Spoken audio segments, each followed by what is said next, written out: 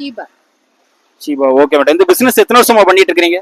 நாங்க 7 9 வருஷமா பண்ணிட்டு இருக்கோம். 30 வருஷமா இந்த கடை நடத்திட்டு வரீங்க. அதானே உங்க சொந்த ஊரு? தடிக்காரங்கணும்.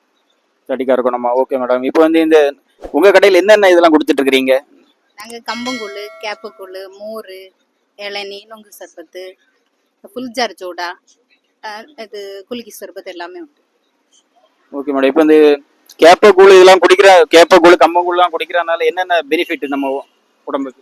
கேப்பக்கூழ் குடிக்கிறது வந்து மற்றபடியுமே ஹெல்த்துக்கு ரொம்ப இதானது. சின்ன பிள்ளைங்கள் வரைக்கும் குடிக்கிறாங்க இல்லையா, சின்ன பிள்ளைங்களுக்கு கேழ்வரகு கொடுக்குறாங்கல்ல, அதுதான் கேப்பக்கூழ். அதனால வந்து இது வந்து நம்ம குடிக்கிறதுனால ஹெல்த்து தான், உடம்புக்கு ஆரோக்கியம் தான். மற்றபடி கம்பங்கூழ் வந்து தண்ணுப்புக்கு, இப்போ அந்த வெயில் டைம்ல ரொம்ப தண்ணுப்புக்கு ரொம்ப அது உடம்புக்கு நல்லது.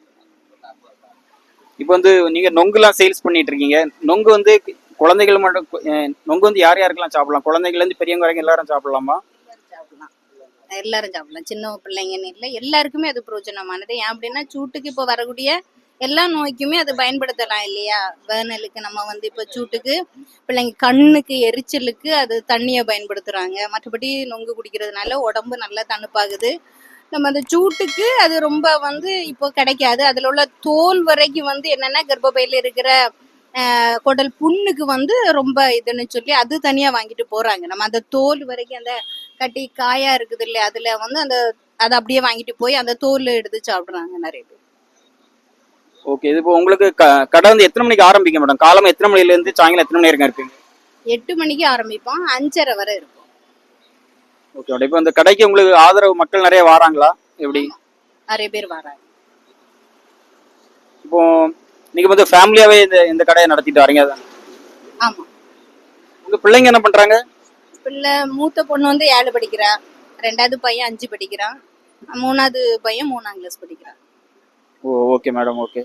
இப்போ இந்த கன்னியாகுமரியை பற்றி சொல்லுங்களா? கன்னியாகுமரி மக்கள் எப்படி? கன்னியாகுமரியில் உங்களுக்கு பிடிச்ச விஷயங்கள்?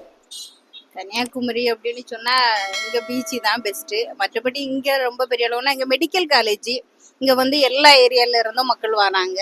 அதனால வந்து இங்க நாங்க ஆசாரி பள்ளத்தை பொறுத்த மட்டும் நம்மளுக்கு மெடிக்கல் காலேஜ் தான் ரொம்ப. இப்போ நீங்க உங்க கடை போட்டிருக்க பிளேஸ், கடை போட்டிருக்கிறதோட அட்ரஸ் ஒன்று சொல்லுவீங்களா? கரெக்டா இந்த இடத்துல கடை போட்டிருக்கீங்க? இது ஆசாரி பள்ளம் செகண்ட் கேட்டு தான். ஆமா, பேக் கேட்டுன்னு சொல்லுவாங்க, அவ்வளவுதான். இப்போ இந்த கடையில உங்களுக்கு வரக்கூடிய வருமானம் உங்களுக்கு போதுமானதா இருக்குமா? இல்ல இது போக வேற பிசினஸ் வேற வேலை ஏதாவது பாக்குறீங்களா? இல்ல, மற்றபடி நாங்க இது மட்டும் தான். இதுல வர்றது எங்க தேவைக்கு, இப்போதைக்கு எங்க பிள்ளைங்களுடைய தேவைகளை சந்திக்கிறதுக்கு போதுமான தேவை.